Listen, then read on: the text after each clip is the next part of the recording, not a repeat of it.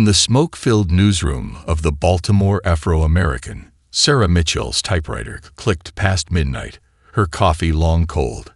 It was 1952, and while other female journalists covered society pages, Sarah chased stories that made powerful men nervous.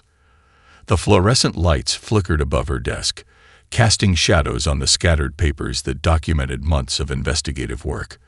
A photograph of her father, a Pullman porter who taught her to read using discarded newspapers, sat beside her typewriter, reminding her why she couldn't back down. The night janitor, old Joe, paused by her desk. "Miss Sarah, you still at it? Ain't safe for a colored woman to be out this late." His concern was genuine, but Sarah merely smiled, her fingers never stopping their rhythmic dance across the keys. "Stories don't write themselves, Joe. And some need to be told, no matter the hour." Her latest piece about police brutality had landed on desks across Baltimore that morning, earning her both admiration and dangerous enemies. 3 crosses had been burned in her neighborhood this month alone, but Sarah refused to be intimidated. She'd grown up watching her mother clean white folks' homes for pennies, listening to whispered stories of injustice that never made the papers. Now, armed with her degree from Howard University and an unwavering determination, she was giving voice to those whispers. Earlier that day, her editor, Marcus Thompson, had called her into his office. The room, thick with cigar smoke, felt like a confessional. "Sarah, the White Citizens Council is asking questions about you. They're not happy about your coverage of the Henderson case." He pushed a letter across his desk. Another threat, this one more explicit than the others. Sarah had merely folded it and placed it in her purse, adding it to her growing collection. "They can ask all they want, Mr. Thompson. The Henderson family deserves justice, and the people deserve to know the truth." Her voice hadn't wavered, though her hands had trembled slightly as she gripped her notebook. Back at her desk, Sarah reviewed her notes from that afternoon's court session. Judge William Harrison's courtroom had been particularly busy, and something about his demeanor had caught her attention. The way he spoke to colored defendants was different, not just stern, but filled with a barely concealed contempt that made her journalist's instincts tingle. She pulled out her small leather-bound notebook, a graduation gift from her father. Inside, she began documenting patterns, sentencing disparities, questionable rulings, subtle and not so subtle comments from the bench. It wasn't just coincidence anymore. There was a story here, bigger perhaps than anything she'd covered before. The telephone on her desk rang, startling her. At this hour, it couldn't be good news. "Sarah Mitchell speaking." She answered, her voice professional despite the late hour. "You need to learn your place, girl." The voice was male, southern, dripping with malice. "Next time we won't just burn crosses." The line went dead. Sarah replaced the receiver slowly, her heart pounding, but her resolve strengthening. She'd grown up in Baltimore's Cherry Hill neighborhood, where resilience wasn't just a virtue, it was survival. Her mother's words echoed in her mind. "They can take everything but your dignity and your truth." Opening her desk drawer, she pulled out a fresh sheet of paper and inserted it into her typewriter. The story she was working on now would shake Baltimore's judicial system to its core, but she needed more evidence. Tomorrow, she would head back to Judge Harrison's courtroom, armed with nothing but her notebook and an unwavering commitment to the truth. As she typed, the city slept uneasily around her. In the distance, police sirens wailed, another reminder of the tension that gripped Baltimore. The civil rights movement was gaining momentum, and Sarah Mitchell was determined to be more than just an observer. Through her words, she would be a catalyst for change. The clock struck 1, but Sarah kept typing. She had a story to tell, and nothing, not threats, not fear, not the weight of tradition, would stop her from telling it. In the harsh fluorescent light of the newsroom, a new chapter in Baltimore's history was being written, one keystroke at a time. The morning sun hadn't yet burned through Baltimore's autumn haze when Sarah Mitchell climbed the courthouse steps. Her heels clicked against the marble, echoing through the nearly empty halls. It was 8:45 a.m., 15 minutes before Judge William Harrison's morning session. She learned to arrive early, choosing her usual spot in the back corner of the gallery where she could observe without drawing attention. Today's docket looked routine: petty theft, public disturbance, and a case that caught her eye. Mary Louise Thompson, a young black schoolteacher charged with disturbing the peace. Sarah had interviewed Mary Louise the previous evening, and the woman's story had kept her awake most of the night. Her crime: refusing to give up her bus seat to a white passenger, then speaking disrespectfully to the driver who had called the police. The courtroom filled slowly. Sarah noticed the usual cast of characters: the weathered public defenders shuffling papers, the smug private attorneys in expensive suits, and the steady stream of black defendants, most too poor to afford bail. The air was heavy with anxiety and the lingering scent of furniture polish. At precisely 9 a.m., the bailiff's voice boomed. "All rise." The Honorable Judge William Harrison presiding. Sarah's pen was already moving across her notebook as Harrison swept in, his black robes billowing. Something in his expression made her uneasy. There was a tightness around his mouth, a gleam in his eyes that suggested trouble brewing. The first cases moved quickly. 2 white defendants charged with drunk driving received suspended sentences and small fines. Sarah noted Harrison's almost paternal tone as he advised them to be more careful in the future, boys. Her pencil scratched rapidly across the page, documenting every word, every gesture. Then came Mary Louise Thompson's case. The transformation in Harrison's demeanor was immediate and stark. He peered down at the young teacher over his wire-rimmed glasses, his face hardening into a mask of contempt. "So," he drawled, "you think you're too good to follow our city's traditions." Mary Louise stood straight-backed, dignity emanating from every inch of her 5'4" frame. "Your Honor, I was simply trying to get home from work." "You'll speak when I ask you to speak," Harrison snapped, his face flushing. "I've seen your kind before. College education makes you think you're special, above the law. Well, let me tell you something, Miss Thompson." Sarah's hand moved furiously across the page, capturing every word of Harrison's 10-minute tirade. The language grew increasingly hostile, peppered with thinly veiled racial rhetoric about troublemakers and outside agitators. When he finally pronounced sentence, 30 days in jail and a $100 fine, the gallery sat in stunned silence. During the next case, involving a white woman accused of shoplifting $50 worth of jewelry, Sarah watched Harrison transform again. His voice softened, becoming almost gentle as he accepted her tearful explanation about a temporary lapse in judgment. 6 months probation, he declared. "Let's not ruin a good woman's life over one mistake." In that moment, something crystallized in Sarah's mind. This wasn't just about individual cases anymore. She pulled out a fresh notebook, drawing a line down the middle of the page. On one side, she began listing every case involving a white defendant. On the other, those involving black defendants. Patterns emerged with disturbing clarity. Disparities in tone, in sentencing, in basic human dignity. During the lunch recess, Sarah slipped into the clerk's office. Betty, the assistant clerk who'd become a quiet ally, slid a manila folder across the desk. "Weekly docket reports," she whispered. "Past 3 months. Don't let anyone see you with these." Back in her corner, Sarah's eyes widened as she reviewed the documents. The numbers told a story that couldn't be dismissed as coincidence or imagination.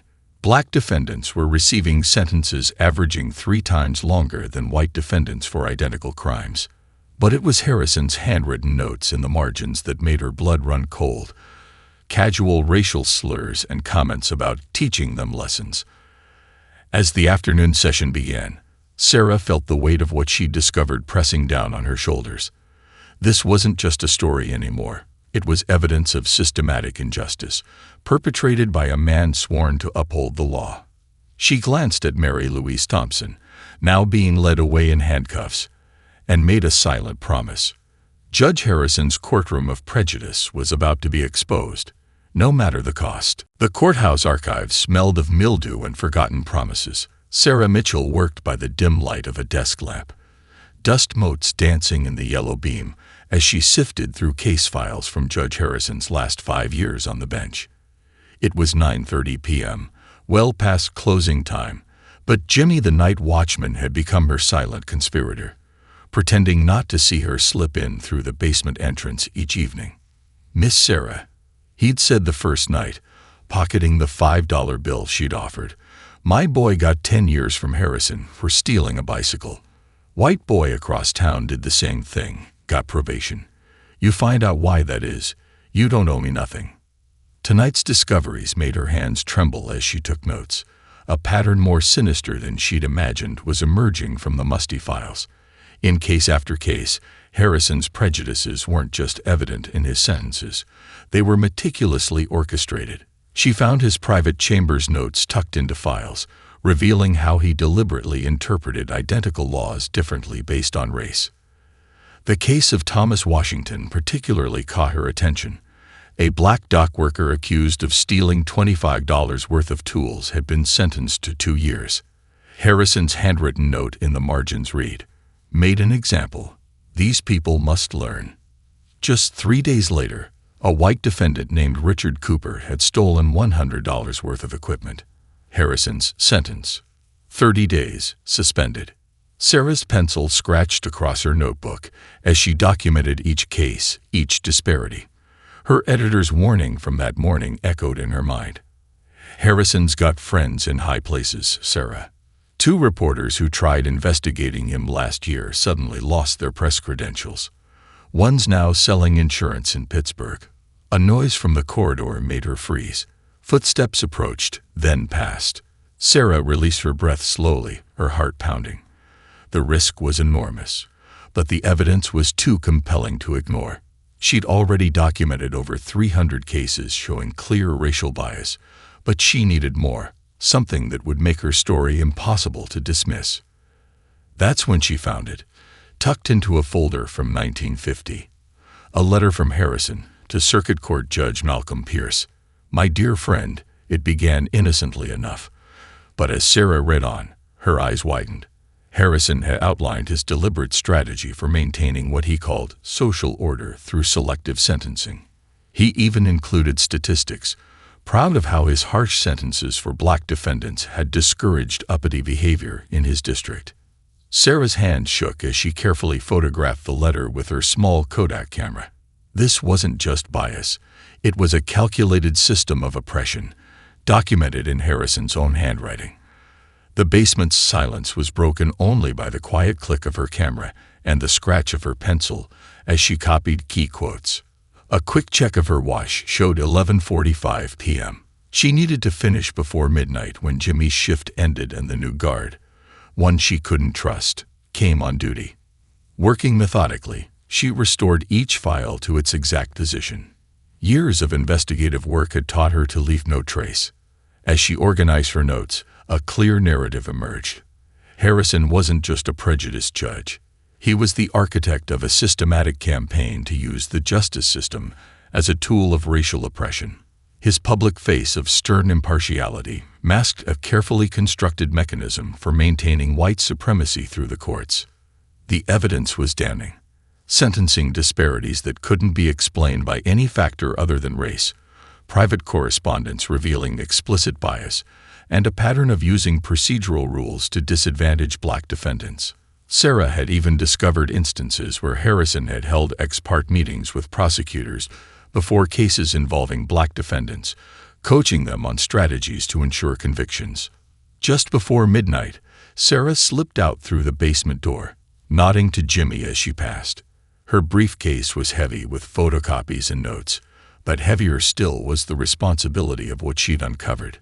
Tomorrow, she would begin writing the story that would shake Baltimore's judicial system to its core. As she walked to her car, Sarah noticed a dark sedan idling across the street. She clutched her briefcase tighter, quickening her pace. The stakes were clear. She was no longer just writing a story. She was challenging an entire system of power. And systems of power, she knew, fought back hard when threatened. The morning the story broke, Baltimore held its breath. Justice C is not COLO or BLIND. Inside GBG Harrison's COUR2OM of PREGUDIC screamed across the front page of the Baltimore Afro-American in bold black letters. Sarah Mitchell stood in the newsroom, watching the first papers roll off the press at 5 a.m., the smell of fresh ink and possibility filling the air. Marcus Thompson, her editor, stood beside her, his usual cigar unlit in his hand. "This is either going to change everything or get us all fired," he muttered, adjusting his wire-rimmed glasses. "Maybe both." The special edition had taken over the entire front section, 6 full pages of Sarah's investigation, complete with photographs, statistical analyses, and damning excerpts from Harrison's own documents. By 7 a.m., the phone lines at the newspaper offices were jammed. The first call came from the NAACP's legal office in New York. "Miss Mitchell." The voice on the other end was urgent, excited. "Thurgood Marshall himself wants to see your evidence. This could be the key to our broader case against systematic judicial discrimination." Sarah's article wasn't just a litany of statistics, though the numbers were damning enough. She'd woven together human stories that put faces to the injustice. There was James Wilson, a black teenager sentenced to 5 years for stealing a loaf of bread, while a white teenager received counseling for shoplifting an entire cash register. Mary Louise Thompson's story featured prominently, her dignified resistance in the face of Harrison's tirade, serving as a powerful testament to the daily courage required to face such systemic racism. By 9 a.m., copies of the paper had reached every courthouse and law office in the city. In Judge Harrison's chambers, the silence was deafening. His clerk later reported that he turned an alarming shade of purple while reading the article, his hand shaking so violently that coffee spilled across his pristine desk calendar. The white-owned Baltimore Sun couldn't ignore the story, not with the evidence so meticulously presented. Their afternoon edition ran a front-page story acknowledging Sarah's investigation, lending mainstream credibility to her findings. The wire services picked it up by noon, and by sunset, newspapers as far away as Chicago and New York were requesting permission to reprint the exposé. "Your life's about to change," Marcus warned Sarah as they watched television crews setting up outside the newspaper office. "Harrison's got powerful friends, and they're not going to take this lying down." He handed her a small card with a phone number. "My brother's got a cabin in Pennsylvania, just in case." But Sarah wasn't thinking about escape. She was watching the growing crowd outside the courthouse through her office window. Black mothers who'd seen their sons disappear into Harrison's system of injustice stood shoulder to shoulder with white college students carrying hastily made signs demanding judicial reform. The president of the local bar association had just announced an emergency meeting to discuss the allegations. The most powerful reaction came from Harrison's own courthouse. 4 bailiffs, 3 clerks, and 2 court reporters came forward by the end of the day, offering their own testimonies about the judge's misconduct. The dam had broken. Years of silenced witnesses were finally finding their voices. Late that afternoon, Sarah received an unexpected visitor. Betty, the assistant clerk who'd helped her access the records, slipped into her office. "There's more," she whispered, sliding a manila envelope across the desk. "He's been taking money too. Bribes from white defendants to reduce their sentences. I've been keeping records, waiting for someone brave enough to expose him."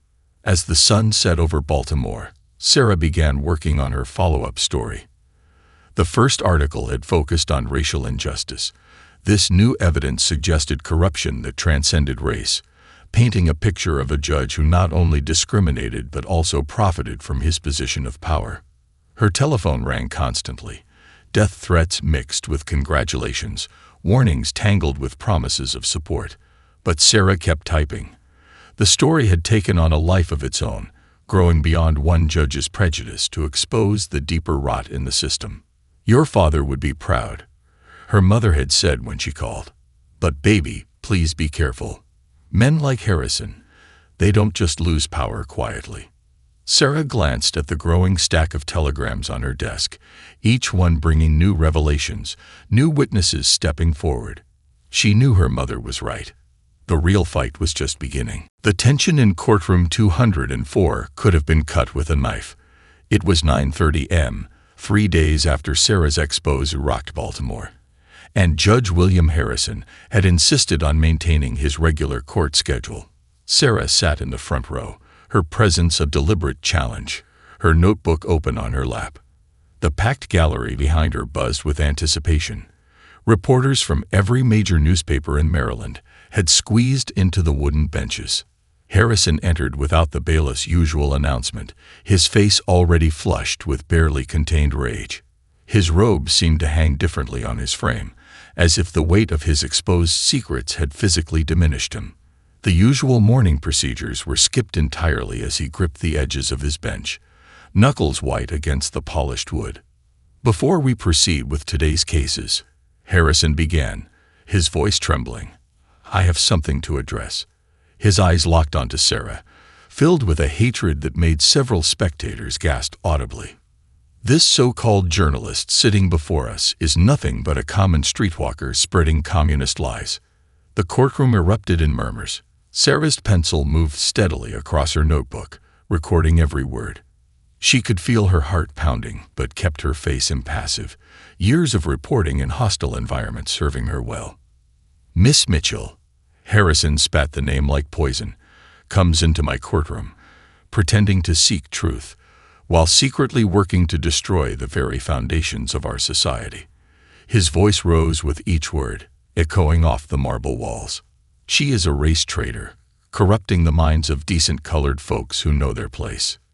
Bernard Cohen, a prominent white attorney known for his civil rights sympathies, stood up.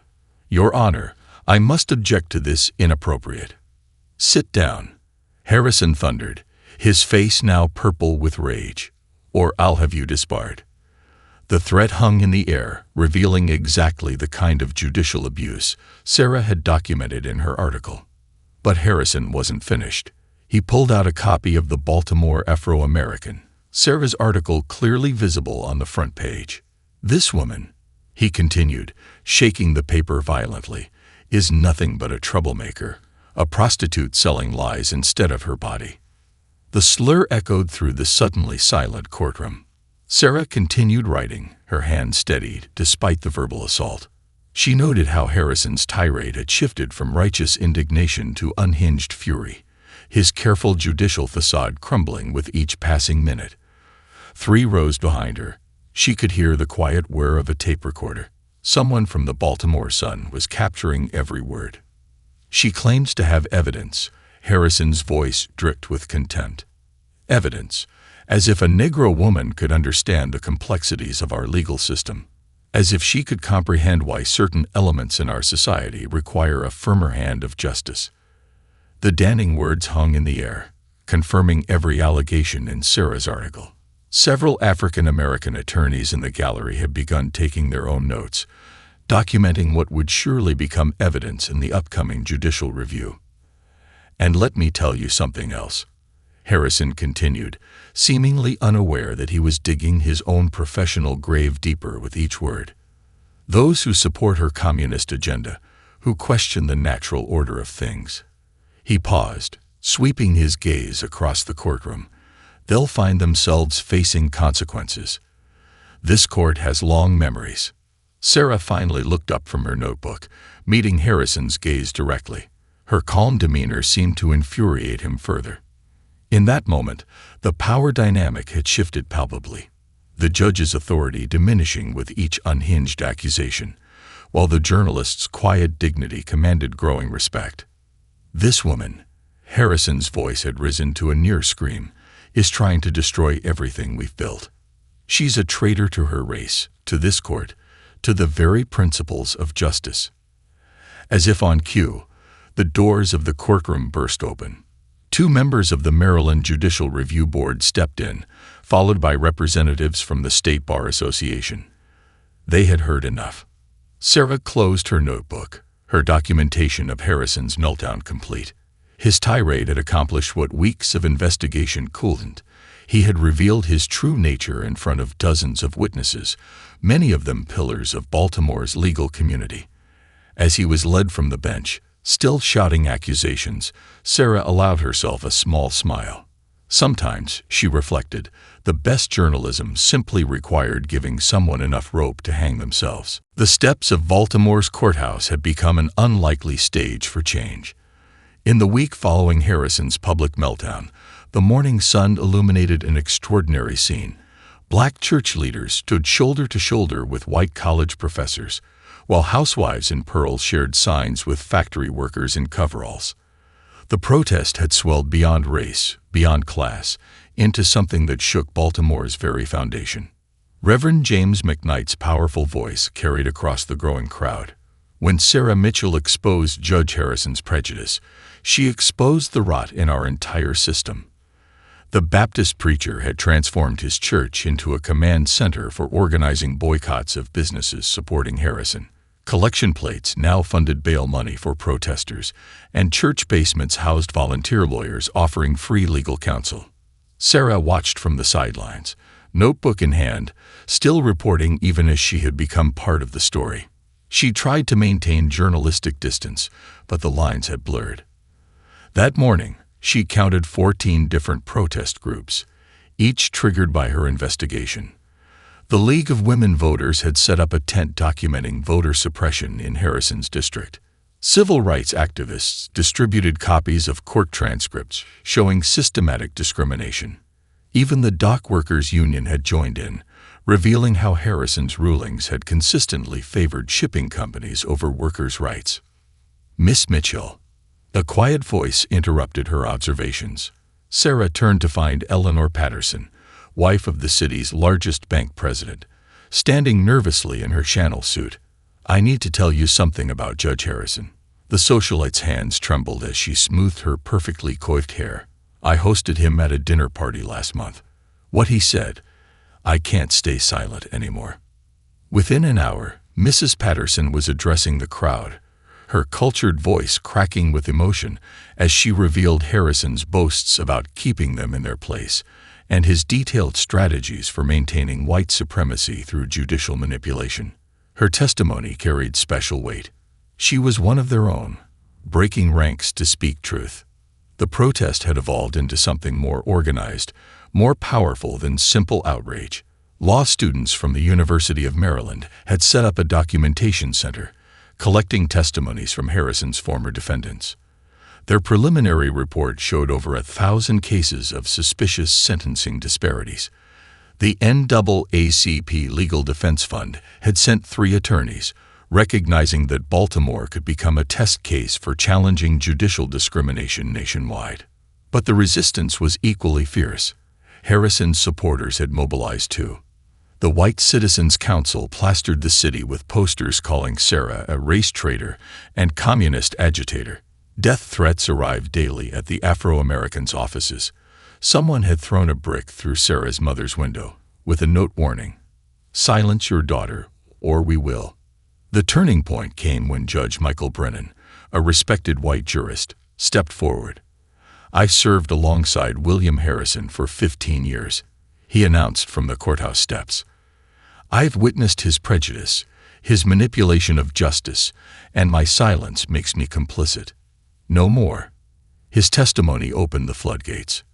Other judges, prosecutors, and court officials began coming forward, each with their own stories of Harrison's systematic abuse of power. By sunset, the protest had transformed into a candlelight vigil. Thousands of flames flickered in the gathering darkness, a powerful symbol of illuminating long-hidden truths. Mary Louise Thompson, the teacher whose case had first caught Sarah's attention, led the crowd in "We Shall Overcome." Her voice, strong and clear despite her recent jail time, carried a message of both defiance and hope. Sarah finally headed home long after midnight, her notebook filled with the day's events. As she walked to her car, she noticed signs of change already taking root. White and black protesters were sharing rides home, planning next steps, forming connections that defied Baltimore's rigid social boundaries. Harrison's attempt to destroy her had instead catalyzed a movement. At her apartment, another threat letter awaited. "You're destroying our way of life." Sarah pinned it to her wall with the others, a growing collection that tracked the desperate attempts to silence truth. But as she sat at her typewriter, preparing her next article, she smiled. They didn't understand that their way of life, built on prejudice, maintained through fear, was already crumbling. The city had awakened, and there would be no going back to sleep. The Maryland Judicial Review Board's hearing room felt like a pressure cooker. 2 weeks had passed since Harrison's courthouse meltdown, and each day had brought new revelations. Sarah sat in the front row, watching the parade of witnesses transform years of whispered secrets into public record. "Judge Harrison told me explicitly," testified Court Clerk David Peterson, his voice shaking, "to mark certain cases with a red dot, cases involving colored defendants. These were to be handled with special attention." Peterson's hands trembled as he presented his personal ledger, documenting 5 years of Harrison's coded system for racial discrimination. The investigation had taken on a life of its own, expanding far beyond Sarah's initial expose. What began as a story about racial bias had erupted into a full-blown scandal involving bribery, evidence tampering, and conspiracy. The morning sessions focused on Harrison's discriminatory sentencing, but the afternoon revelations proved even more damning. Betty Thompson, the assistant clerk who had first helped Sarah access records, brought forward a shoebox full of receipts. Judge Harrison had a price list, she testified, her voice steady despite the death threats she'd received. $500 to reduce a white defendant's sentence. $2,000 to dismiss charges entirely. The room fell silent as she detailed how Harrison had amassed a small fortune through systematic corruption. But it was the testimony of Lawrence Wheeler, Harrison's former law clerk, that sent shockwaves through Baltimore's legal community. Judge Harrison held weekly meetings, Wheeler revealed, with members of the White Citizens Council. They provided him lists of civil rights activists to target, businesses to protect, and neighborhoods to maintain order in. Wheeler's detailed notes documented years of coordinated discrimination, revealing Harrison as not just a corrupt judge, but a key player in Baltimore's machinery of segregation. The evidence mounted hour by hour. Financial records showed mysterious deposits to offshore accounts.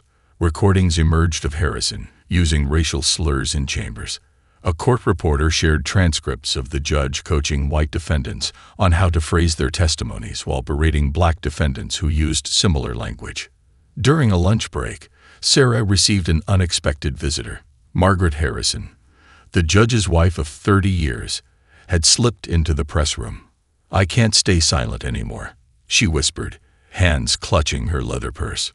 "William, he's been destroying evidence. There's a storage unit on Eastern Avenue. Everything you need to know is there." The revelation led to an emergency search warrant. By sunset, investigators had uncovered boxes of incriminating documents, detailed correspondence with segregationist groups, records of payoffs, and a chilling personal diary documenting Harrison's deliberate strategy to use the court system as a weapon against civil rights progress. "This goes beyond one rogue judge," announced State Attorney Robert Davidson during the evening press conference. "We're looking at a systematic conspiracy to obstruct justice." His words triggered a cascade of new investigations into other judges, police officials, and prominent businessmen who had enabled Harrison's reign of judicial terror. The hearing room grew tenser with each revelation. Harrison's former allies began distancing themselves, rats fleeing the sinking ship. The president of the Baltimore Bar Association, who had initially defended Harrison, now called for a complete audit of every case the judge had presided over in the past decade. Sarah's notebook filled with details that wouldn't make the papers. The way Harrison's hand trembled as he watched his empire crumble, the quiet nods of validation from black lawyers who had fought his prejudice for years, the tears in Betty Thompson's eyes as she finally spoke her truth.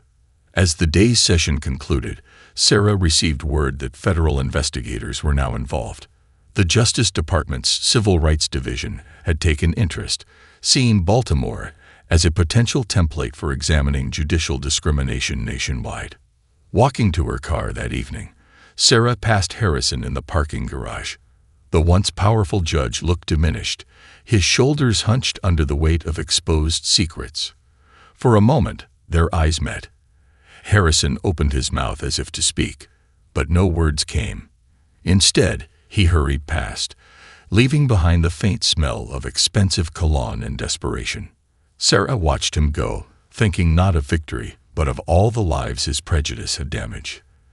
The investigation would continue, but something fundamental had already changed. The walls of privilege and prejudice that had protected men like Harrison were cracking, letting in the light of truth and justice. On a crisp October morning in 1952, William Harrison submitted his resignation letter to the Maryland State Court. The document, just 3 lines long, marked the end of an era, but the beginning of a revolution in Baltimore's judicial system. Sarah Mitchell stood on the courthouse steps, watching as the former judge descended for the last time, no longer in his black robes, but in a plain gray suit that seemed to swallow his diminished frame. "Miss Mitchell." Harrison's voice cracked as he called out to her, surprising everyone present. "You've destroyed everything I spent 30 years building." There was a moment of tense silence before he added, almost whispered, "And perhaps it needed destroying." It was the closest thing to confession or contrition anyone would ever hear from him. But Harrison's departure was just the beginning. The Maryland legislature, responding to overwhelming public pressure, had established the nation's first Judicial Equity Review Board, specifically tasked with investigating racial bias in sentencing. Sarah's methodical investigation had become the blueprint for examining judicial misconduct across the country. "Your methodology was brilliant," praised Thurgood Marshall during his visit to the Afro-Americans' offices. "The way you documented patterns, gathered evidence, built your case, we're implementing it nationwide." The NAACP Legal Defense Fund had already launched similar investigations in 3 other states, using what they now called the Mitchell method of judicial scrutiny. The real victory, however, lay in the lives touched by the changes.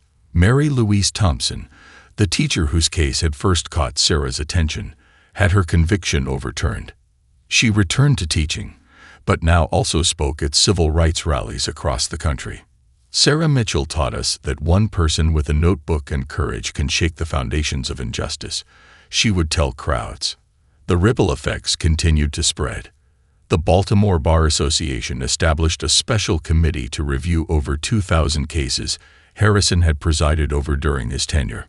Hundreds of convictions were overturned, families reunited, lives restored. The sight of released prisoners embracing their loved ones outside the city jail became a regular occurrence. "You've started something bigger than Baltimore," Marcus Thompson told Sarah one evening as they watched the presses roll with another follow-up story. "This isn't just about one corrupt judge anymore. It's about holding the entire system accountable." Sarah's investigation had indeed triggered a broader awakening. Law schools began incorporating her case study into their ethics curriculum. The American Bar Association established new guidelines for monitoring judicial bias.